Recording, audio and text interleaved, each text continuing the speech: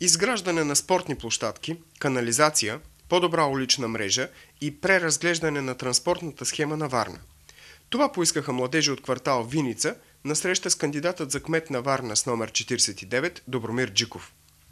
Повечето от тях за първи път ще гласуват на местни избори, но съвсем не са безучастни към проблемите на мястото, където живеят. На срещата присъстваха и по-голяма част от кандидатите за общински съветници от гражданската експертна листа с номер 49. По-голяма част от поставените от вас проблеми могат да се решат, ако Виница е отделен район.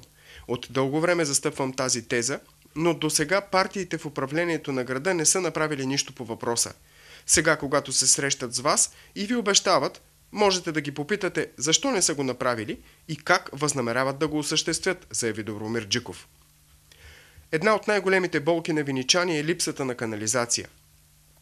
Добромир Джиков заяви, че такава може да бъде изградена само с европари, защото е мащабен инфраструктурен проект. Според него, възможностите за усвояване на европари са големи, но по една или друга причина сега не се ползват. Една спортна площадка не би струвала кой знае колко, ако се знае мястото, където ще бъде изградена, за да не се налага да пътувате по няколко километра, за да изиграете един матч, допълни Добромир Джиков във връзка с исканията на младежите за място, където да спортуват. В тази връзка бе поставен и следващия проблем на жителите на Виница – липсата на адекватен градски транспорт. В момента от и към квартала има само две линии – 31 и 31А.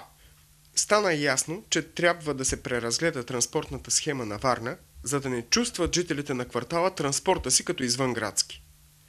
На срещата с младежите бяха поставени всякакви въпроси, някои дори и лични. Тук отпред има анкета, обаче отзад се пише предложение. Може да се напише и лично и до мене, може да се напише до някой, може да се напише желание.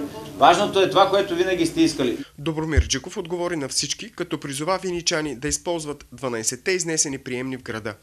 Там те ще могат да поставят абсолютно всякакви въпроси и ще бъдат сигурни, че те ще бъдат разгледани и на тях ще бъде отговорено.